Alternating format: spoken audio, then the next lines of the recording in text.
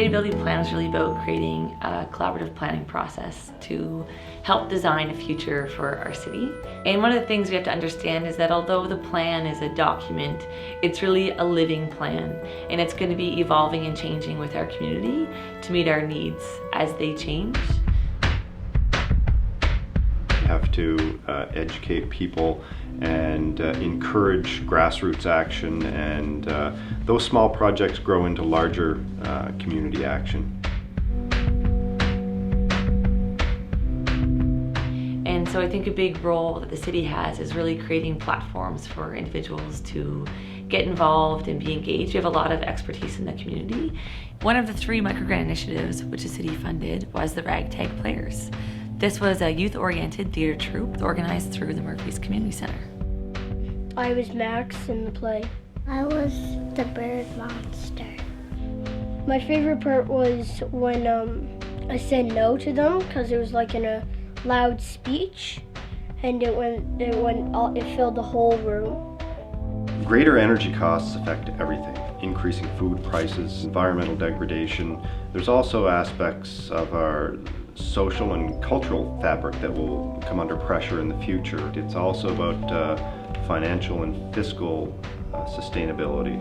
I think those of us that live on PI know we have a great opportunity to supply both the food and the energy locally, and I think Charlottetown could really be a hub for that. Developing the downtown for a better communities. I really like the idea of urban gardens and urban agriculture. I think the city's Adopt a Corner project is great, especially growing vegetables there. I'd love to see that kind of thing expand to the university so that students can start to get a better connection with the food and the land. I have a project called Knowledge for All, where our goal is to make information that's produced in universities freely available to anybody who wants to use it. So for me, that's a contribution I could make to sustainability on a global level. Maybe if we made a little alligator zoo, I would train them and make them a good alligator and not hurt people.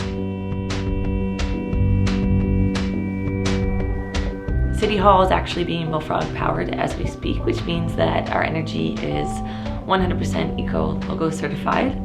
The city's water utility recently launched the Be Water Friendly campaign, and that's been a great way to bring awareness to our water use and water issues in the city.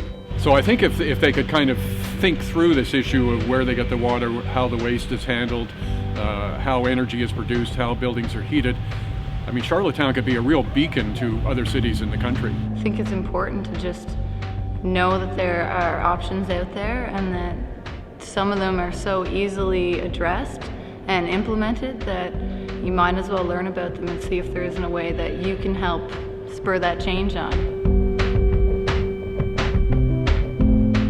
So having spaces in a city that invite people to have conversations with one another and to really stop and connect with each other are important. We have this really beautiful size of a city where you can get to know your neighbors and community members, and the social fabric is really what develops the relationships and trust in our community.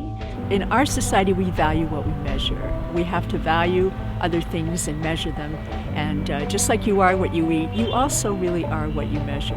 Limiting urban sprawl and creating a more dense urban environment that not only addresses many environmental issues, but also the social cultural aspect. So any ideas that anyone has for how we can become a more sustainable city, people are welcome to share them with us, and they can get in contact with us to discuss their ideas at any time.